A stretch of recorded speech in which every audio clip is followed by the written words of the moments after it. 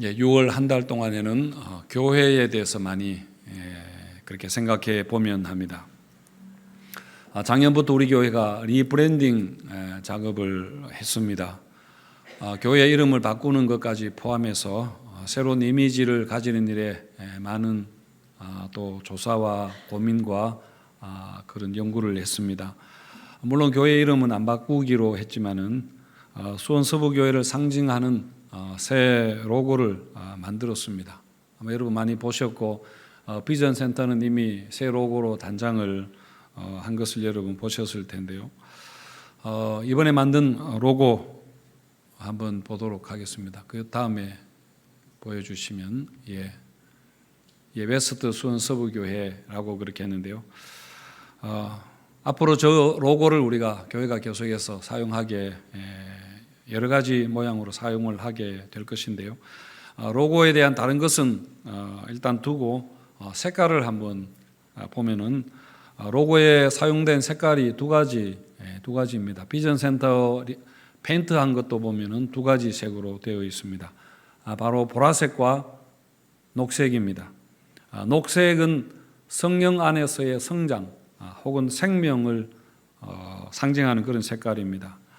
푸른 교회가 되었으면 좋겠다는 바람을 들어있는 그런 색깔입니다. 물론 푸른색과 녹색이 같은 색은 아니지만은 같다고 보고 오늘 설교 제목을 푸른 교회라 그렇게 했습니다. 우리가 비행기를 타고 조금 올라가서 내려다보면은 온통 땅이 푸르게 보일 것입니다. 지구 생물의 80% 이상이 식물이고 식물은 대부분 또 푸른색을 띠고 있습니다. 동물은 먹이를 찾아서 이리저리 움직여 다니기 때문에 동물이라 그렇게 부르지만은 식물은 심겨져서 움직이지 않아도 됩니다. 왜냐하면 식물은 햇빛만 있으면 되니까요. 광합성 작용을 해서 그 태양으로부터 오는 에너지를 받아서 그렇게 살아가는 것입니다. 그래서 식물은 태양을 향해서 위로 자라가는 것이죠.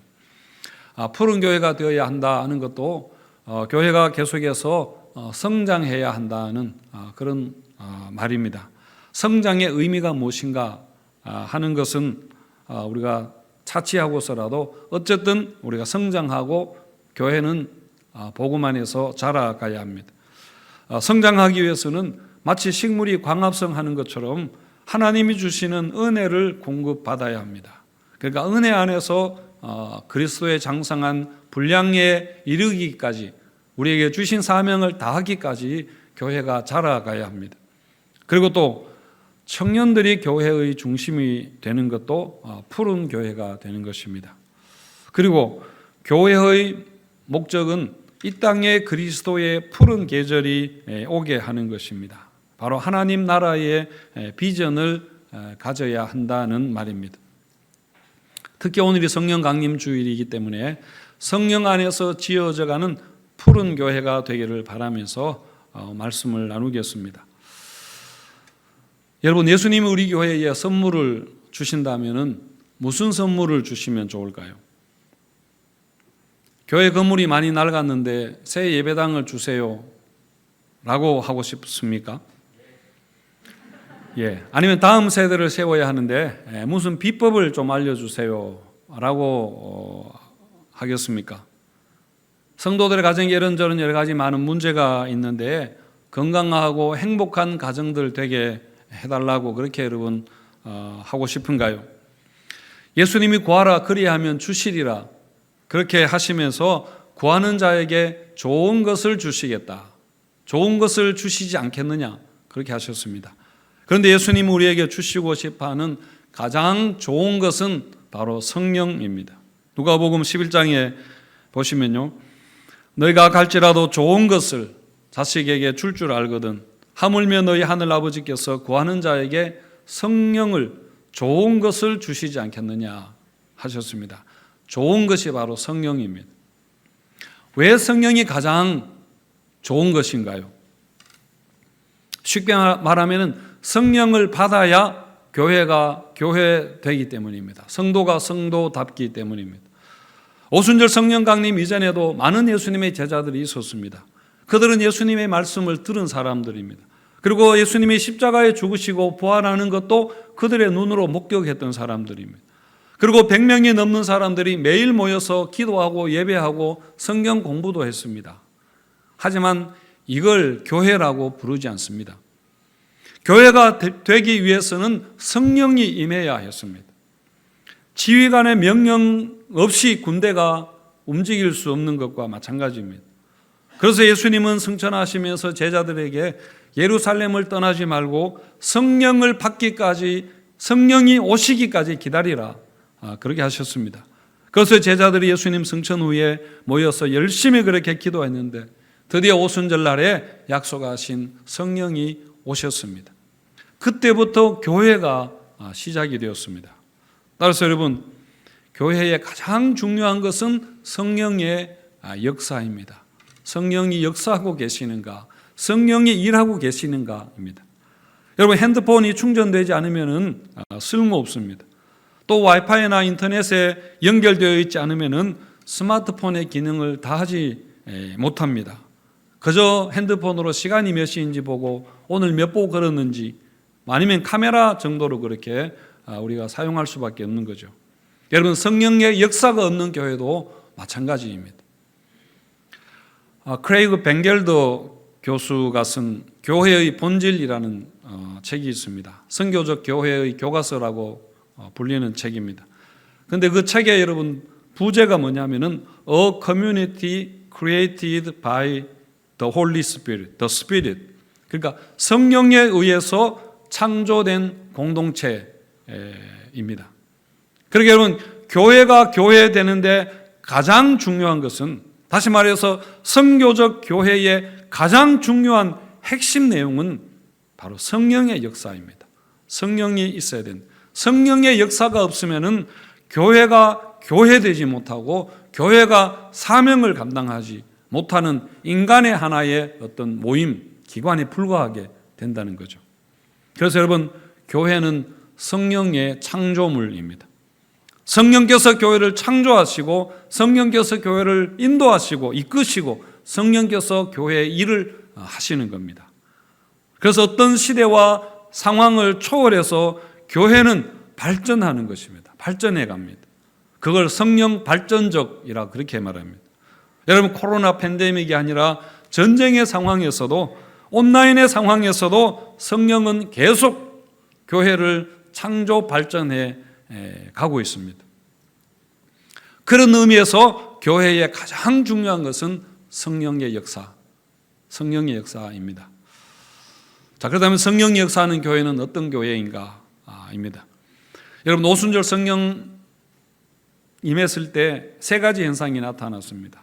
첫 번째는 바람 소리가 있었죠. 2절에 한번 보시면은 다 같이 한 곳에 모였더니 호련히 하늘로부터 급하고 강한 바람 같은 소리가 있어 그들이 앉은 온 집에 가득하며, 그렇게 했습니다. 두 번째는 불입니다. 3절에서 마치 불의 혀처럼 갈라지는 것들이 그들에게 보여 각 사람 위에 하나씩 임하여 있더니, 불이 사람들 한 사람 한 사람마다 불기둥 같은 것이 임하였다. 처음에는 소리가 들리다가 곧이어 눈에 보이는 현상이 나타났는데 바로 불의 모습입니다. 그리고 세 번째 일어난 현상이 방언입니다.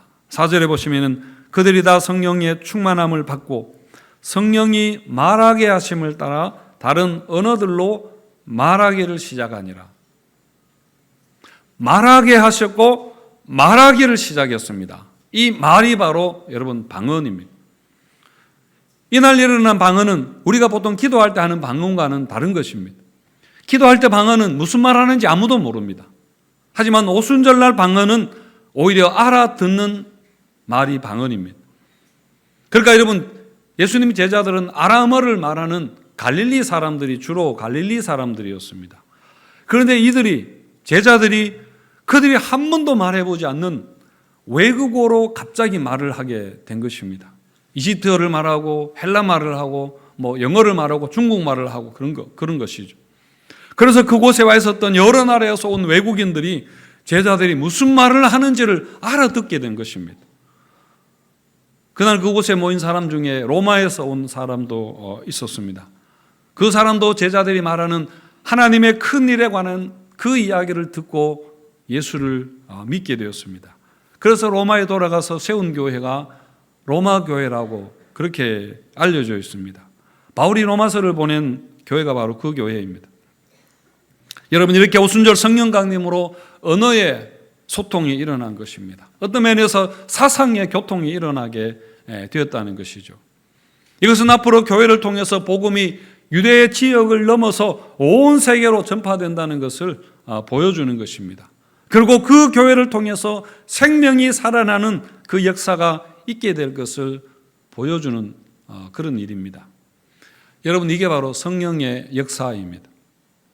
이런 성령의 교통하게 하시는 역사는 우리 일상생활에서도 굉장히 여러분 중요합니다. 그래서 에베소서에서 성령 충만을 받으라 그렇게 하고는 그걸 교회 생활과 가정 생활에 적용을 하고 있습니다.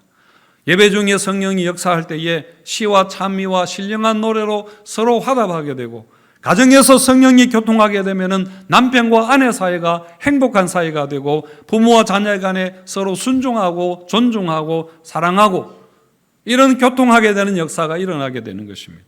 여러분, 성령의 교제하게 하시는 그 역사로 사람 간의 교제가, 사람 간의 교통이 일어나게 되는 것이죠. 얼마 전에 CBS 세바시에 사는 그걸 보았는데, 어느 정신과 의사가 나와서 하는 강연을 들었습니다. 20대 청년들의 주된 사망 원인이 자살이라고 합니다. 작년에 2,700명의 20대 청년들이 죽었는데, 그 중에 절반 이상인 1,400명이 극단적 선택으로 인한 그런 죽음이었다고 합니다. 코로나가 오고 가장 힘들었던 세대가 바로 20대 청년들이라고 합니다.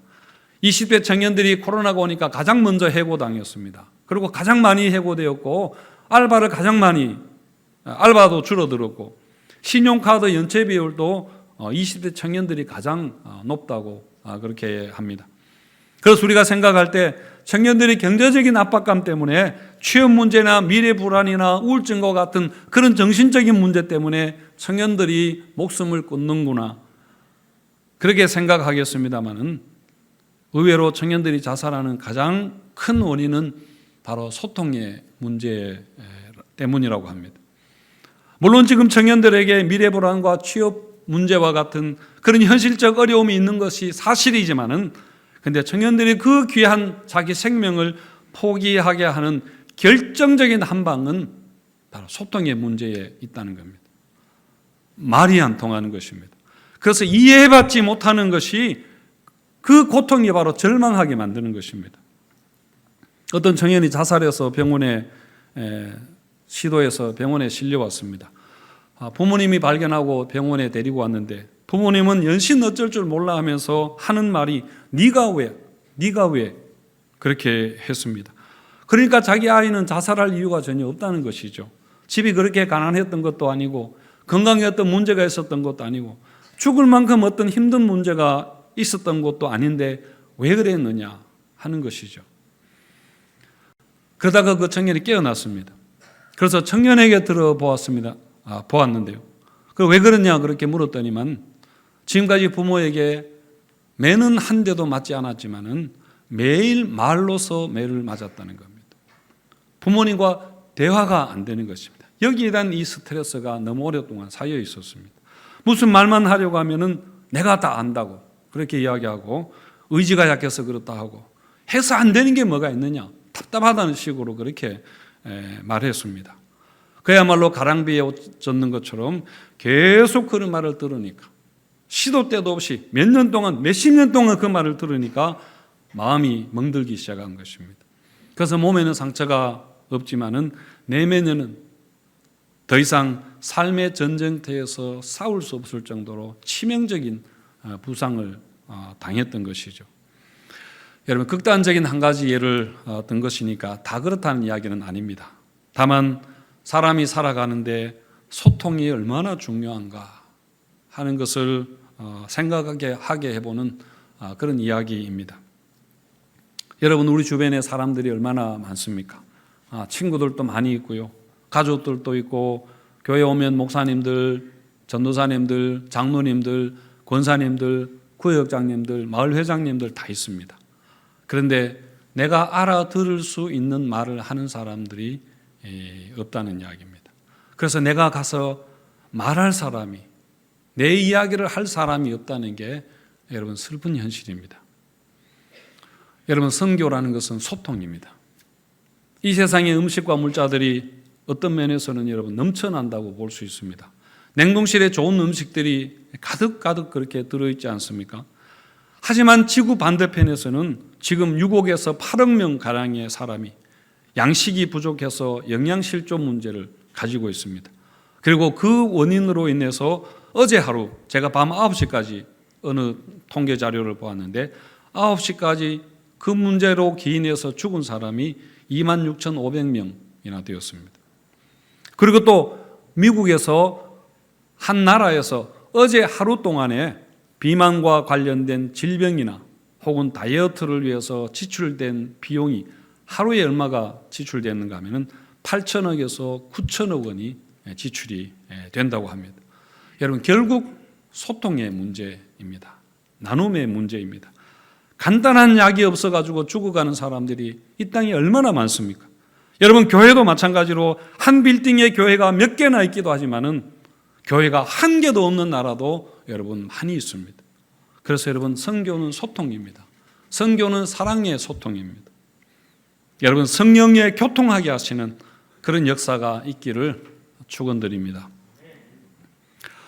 무엇보다 성령이 임하면은 청년들이 환상을 보게 됩니다. 그러니까 하나님 나라에 대한 비전으로 그렇게 살아가게 된다는 것입니다. 베드로가 오순절 성령 강림 현상을 설명하면서 구약의 요엘서 말씀을 인용을 하는데요. 17절을 우리 같이 한번 읽겠습니다. 17절 말씀 시작.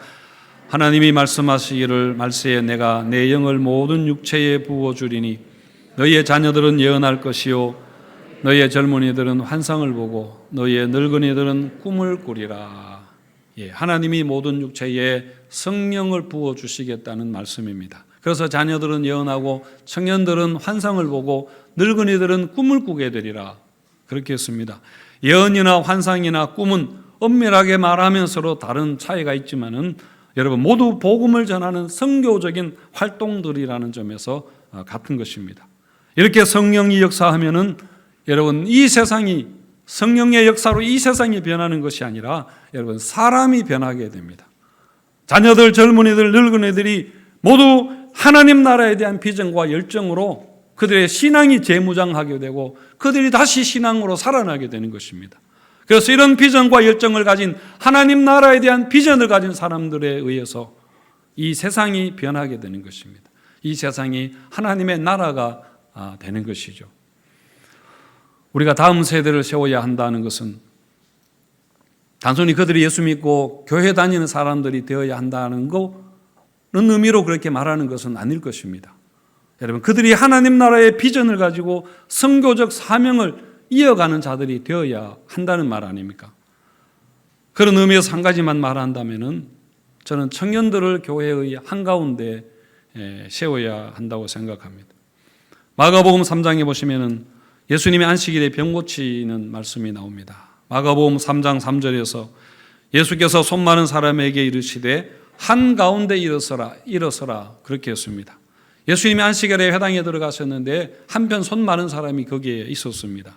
그래서 예수님은 이 사람을 그 회당의 한가운데, 주변 인물이 없고 무시당하는 사람이었는데 한가운데에다 세우시고 그를 고쳐주셨습니다. 이 사람을 고치기 위해서 예수님은 안식일 규정을 어기셨습니다. 그리고 그것 때문에 바리새인들에게 미움을 받게 되었죠. 여러분, 우리도 이렇게 청년들, 젊은 세대들, 다음 세대를 한가운데 세우는 그런 교회가 되었으면 좋겠습니다. 제가 얼마 전에 사무실 베란다에 채소 몇 가지를 심었습니다. 스티로폼 상자에 흙을 넣고 채소 모종을 사다가 심었습니다. 그런데 그걸 심고 나서 얼마나 마음이 쓰이는지 모릅니다. 그래서 교회에 오면 가장 먼저 문을 열어서 잘 있는지를 보게 됩니다. 하루에 10번도 또 들여다 보는 것 같은데요. 아침에는 괜찮아 보이다가 오후에는 좀 시들해 보입니다. 그러면 다시 물을 줍니다. 토마토는 심은 지가 지금 보름이 지났는데 아직 그대로입니다. 심을 때 그대로인 것 같습니다. 그래서 넌 왜 맨날 그 모양이니? 라고 그렇게 말하고 싶습니다. 그리고 비트를 제가 심었거든요. 비트는 원래 뿌리를 먹는 음식 그 채소 아닙니까? 그래서 뿌리가 좀 생겼는가 싶어서 계속 궁금했습니다. 밖으로는 보이지 않으니까. 그래서 어제는 안 되겠다 싶어서 뽑아보았습니다. 그런데 아무것도 없었습니다. 잔뿌리만 좀 많이 생기고 아무것도 없었습니다. 너는 도대체 뭐하는 놈이니? 다른 집 애들은 너무나 잘 자라던데 너는 왜 그 모양이니? 라고 그렇게 말하고 싶은 마음이 있었습니다. 이렇게 식물이 잘 안 자라는가? 그런 생각에 많이 답답했습니다. 그동안 딱 한 번 비가 한 번 왔는데요. 비 오는 게 그렇게 기쁠 수가 없었습니다. 저도 물을 자주 줍니다만은 제가 물을 주는 것은 별로인 것 같습니다.